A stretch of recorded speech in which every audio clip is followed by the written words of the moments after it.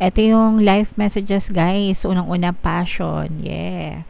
Trust and follow your renewed passion in your love life and career. So, sa career, sa love life, or sa kahit anong aspeto ng buhay mo, mga kapiksi, kung ano yung gusto mo gawin mo, no? Hindi pa huli ang lahat to follow your passion. Guys, yung ibang mga successful na tao, if mahilig kayo magbasa, diba, there are some people na nagsimula yung success nila or nagsimula magbago yung buhay nila nung senior citizen na sila, 50, 60 years old.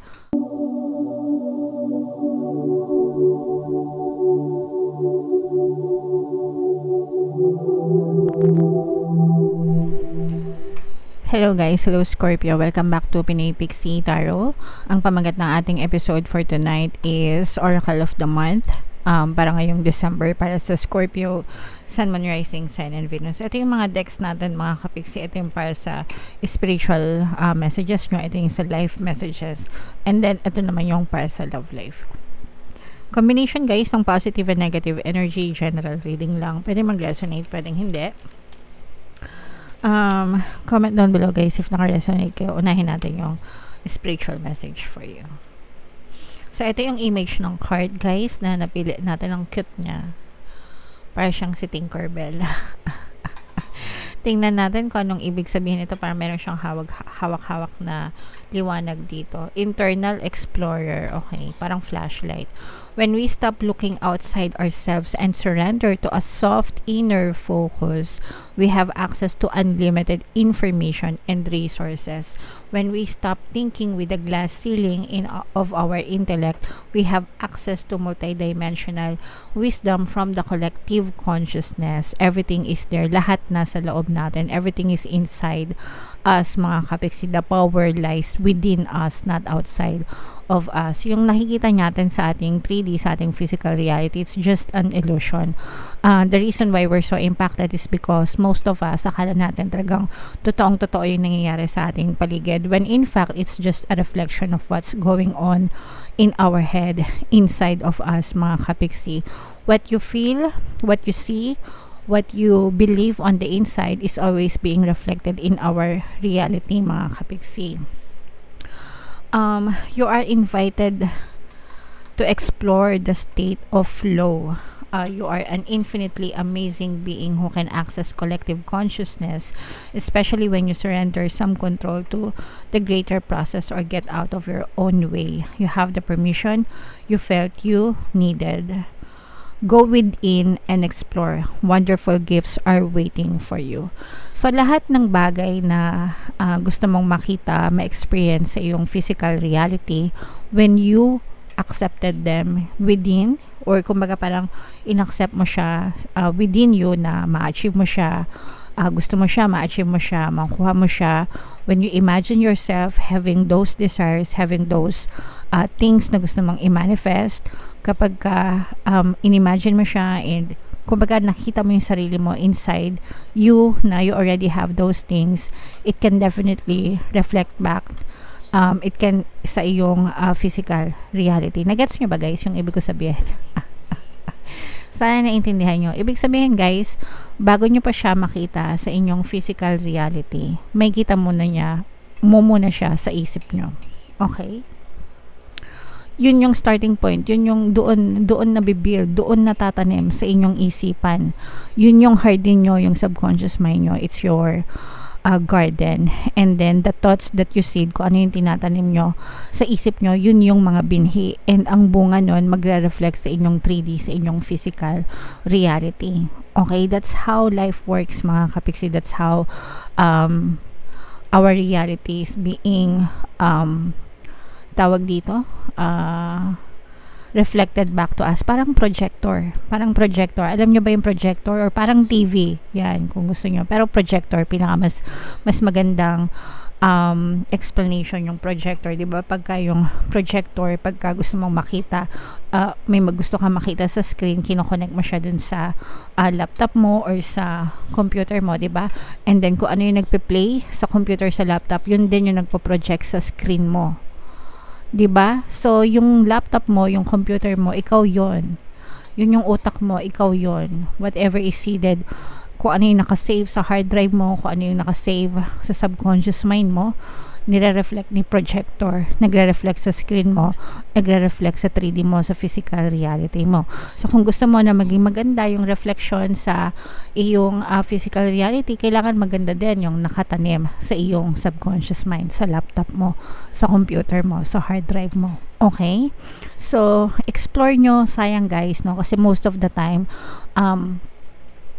tayo, hindi natin nare-realize, nag-overthink tayo negatively, tapos tinatanong natin bakit puro pangit yung nangyayari sa atin. So, ask yourself, anong iniisip mo? Baka most of the time negative yung iniisip mo, kaya negative din yung nangyayari sa'yo. Okay? Ang maganda doon is everything is being reflected, everything is changeable and malleable. Palitan mo yung laptop mo, palitan mo yung nakasave sa computer mo, palitan mo yung i-flash sa monitor para magbago din yung mag-flash sa reality mo. Okay? So harness your power within, mga kapiksi. Sobrang gustong-gusto ko yung topic na yan. Sa mga gustong matutong mag-manifest guys, click nyo lang yung join button dito sa video na to o kaya dyan sa ating homepage. Yung mga videos natin doon is tungkol sa manifestation using the power of your subconscious mind and law of attraction, mga kapiksi. So, yung next message natin for you is life messages naman, guys. Habang sinashuffle ko to, panoorin nyo muna tong video natin regarding sa ating paano mag-manifest ng abundance video course. Kapiksi, sawa ka na ba sa mga struggles at hirap sa buhay mo? Masipag ka ba at masikap sa buhay ngunit hindi ka pa rin umaasenso? Ilang beses ka na bang nag-attempt magnegosyo at mag-invest pero palagi ka pa rin nalulugi? Sa pagkakataon na ito ay maaaring may subconscious beliefs ka na nagiging balakid sa iyong pag-unlad at pagyaman. Introducing, paano mag-manifest ng abundance video course. Dito ay matututunan mong ma-overcome ang mga balakid mo para tuluyan ka ng umunlad, umasenso, sumagana, maging matagumpay, successful at maswerte sa iyong kabuhayan, pera, trabaho, negosyo, salapi at kaperahan ng bonggang-bongga. Dali, mag-send na ng email sa pinoypixitayo@gmail.com at simulan na ang iyong pagyaman ngayon. Alright, so gusto mo bang yumaman, kapiksi? Kung gusto mong yumaman, umunlad at umasenso ng bonggang-bongga, mag-avail ka na ng course guys kasi sobrang ganda talaga niyan. And good news, dahil malapit na magpasko, extended yung sale natin, mga kapiksi. Until November 30, magbibigay tayo ng 10% discount. So mag-avail na kayo guys habang may sale tayo. Ito yung life messages guys. Unang-una, passion. Yeah. Trust and follow your renewed passion in your love life and career. So, sa career, sa love life, or sa kahit anong aspeto ng buhay mo, mga kapiksi, kung ano yung gusto mo gawin mo, no? Hindi pa huli ang lahat to follow your passion. Guys, yung ibang mga successful na tao, if mahilig kayo magbasa, diba, there are some people na nagsimula yung success nila or nagsimula magbago yung buhay nila nung senior citizen na sila, 50, 60 years old, ganyan pataas, tsaka lang sila nagiging successful sa buhay nila. And it's because pinili nila yun, no? It was their choice, mga kapiksi. And kayo din guys, no? I mean, walang limit sa kung kailan natin pwedeng magusto yung gusto natin and kung ano yung gusto nating ma-achieve sa buhay natin kahit matanda na tayo, kahit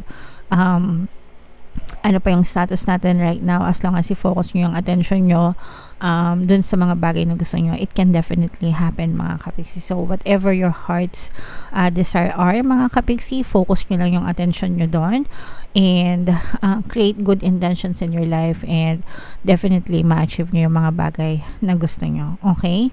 And ito guys, you are extra sensitive to energies and emotions right now. Honor your feelings.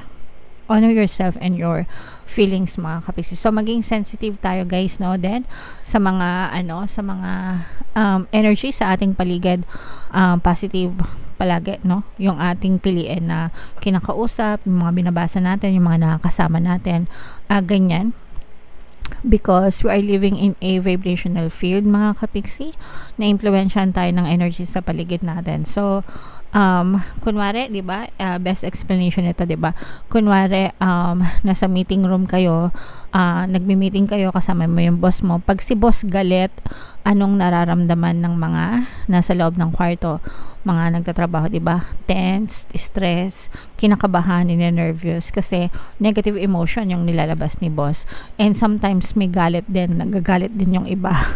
Kapag galit si boss, nagagalit ka rin, di ba?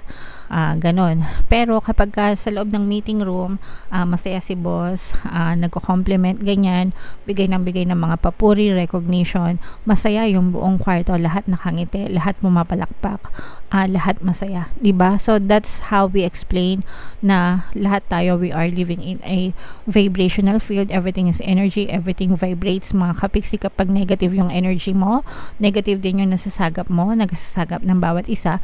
Kapag positive, positive lahat, okay? So that's why it's very important na lahat tayo positibo, and pinipili natin yung lugar, yung tao, yung mga sitwasyon na kinakasangkutan natin, yung mga binabasa natin, mga pinapanood natin, di ba? Pag nakanood ka ng video na nakakainis, anong reaction mo? Naiinis ka rin, di ba? Pero pag nanonood ka ng video na nakakatawa, mga baby videos, mga videos about animals, di ba? Yun yung mga nakakatawa eh. Mahilig kasi ako manood ng mga shorts sa mga babies, sa mga toddlers, kasi super pure nila and super nakakatawa lang, mga kapiksi, nakaka-uplift ng energy. So, yeah. Surround yourself with positivity, mga kapiksi. Okay? And then, yung next na message sa inyo, guys, ito naman ay sa love life, mga kapiksi. Habang sinashuffle natin to, naka-flash sa screen nyo yung ating email coaching, Manifest Your Desires using the law of attraction. If meron kayong mga specific na gusto nyong i-manifest, pwedeng love and relationship, pwedeng money or career, mga kapiksi, pwede kayong magpabook ng email coaching session with me. Mag-send lang kayo ng email sa pinaypixitarot@gmail.com. So, ito yung message para sa inyo. Huwag masyadong selfish, bigyan mo siya ng space, mga kapiksi, baka nasasakal, baka nagiging alas CCTV na kayo, guys, no? Masyadong kinokontrol yung person, masyadong gusto nyo puro kayo na lang, ganyan. So wag ganun, guys, bigyan nyo ng sariling space yung person nyo, kasi baka masakal yan. And kapag nasakal yan, mas ayaw nyo pa yung magiging consequence, no? So yung tamang lang, guys, wag masyadong mahigpit, wag masyadong maluwag, yung tamang tama lang dapat sa relationship. Alright? And another message is, kung mahal mo siya, dapat mahal mo rin ang sarili mo. So ito, gustong gusto ko tong message na to, mga kapiksi, kasi ito yung nakakalimutan ng ibang tao, no? Sometimes kapag nasa relationship na, puro jowa na lang yung mahal, nakalimutan ng mahalin yung sarili, nakalimutan ng alagaan yung sarili, di ba? So dapat mahal pa rin natin yung sarili natin, guys, whether in a relationship tayo or hindi tayo in a relationship. Always put yourself first, guys. Always love yourself, okay? Alright. So, yan yung mga messages for you, guys. Comment down below kung saan kayo nakaresonate. Dito ba sa spiritual message? Dito ba sa life? Or dito ba sa love life? Comment down below, mga kapiksi. Ito pala yung ating Money 2024 kapalaran. Kung hindi nyo pa napapanood, guys, panoorin nyo na. Super nice, super ganda.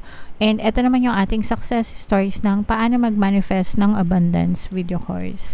Click here to subscribe, mga kapiksi. Thank you for liking, sharing, and subscribing. See you again next time. I love you all. Have a nice day. Bye-bye.